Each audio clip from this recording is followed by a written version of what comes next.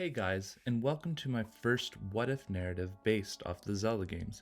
Before I set things off, I'm going to explain these videos and what this series is based on. Over the summer, we got treated to a series on Disney Plus called What If, in which we got adapted stories from Marvel heroes where a small change can alter a story substantially. For example, we saw Captain Carter, T'Challa's Star-Lord, and my favorite, Sorcerer Supreme. This got me thinking about the possibility of what if situations affecting the Legend of Zelda games. There's a lot that can happen if a slight change were to take place rather than the regular set course, especially when dealing with time travel. The first video I want to start things off with has a lot to do with time travel, and it is in the game Majora's Mask. All this is going to be based on my own opinion and as much research as I can find, as I am not an expert, but an enthusiast. So if you like this, please give it a comment or a like, and with all that out of the way, let's set the stage of how our what if situation starts. At the end of Majora's Mask, we see the demon defeated and the mask left vacant. The four giants freed, and the citizens are without fear of a moon crushing them. It is in these moments that the happy mask salesman fades off with the emptied mask, and Link sets off back into the woods where he started, resuming his search for his lost friend. But this is where the what if scenario plays out. Most players, when playing the game, need to play the Song of Time at least a few times to wind the clock back in order to receive more time to beating the four dungeons. But there's a catch to this rewind of time. Everything gets set back. Everyone that you have helped, every place you have saved resorts back to the first day, and for some, this can be dreadful. Your mask day, as well as some items, but the events play back to the beginning. So hypothetically, you can beat everything in the game and get all the items, but if Link had to reset using the Song of Time, though he will earn more time to progress, there are things that will take place if he doesn't intervene each time. This is where Link stops his journey back into where he came from. He thinks about it and wants to make sure about his epiphany. Link crosses to the south and heads down to the path of Romani Ranch.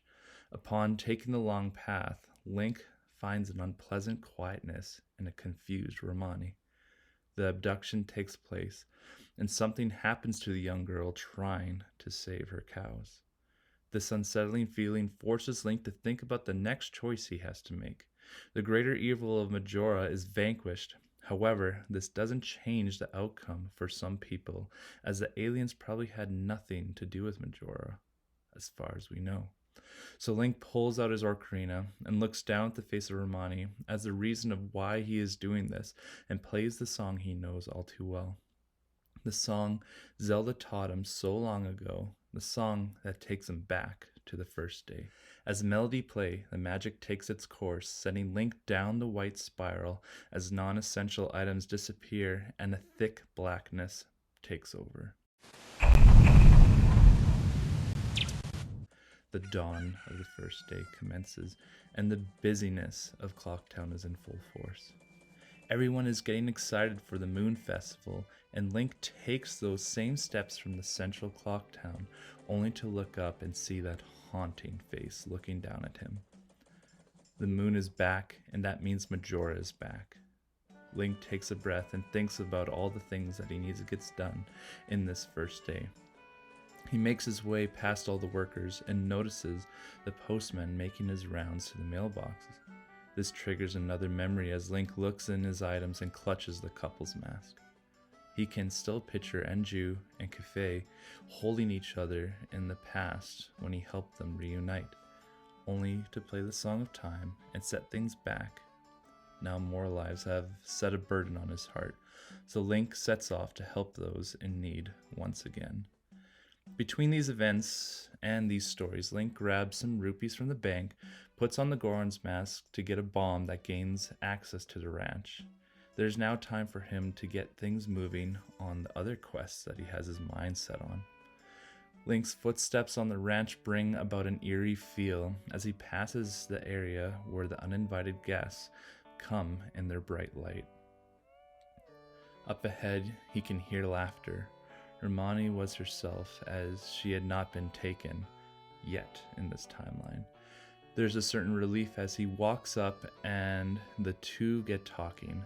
Being called Grasshopper was growing on him, and he agrees to come back to help defend the ranch.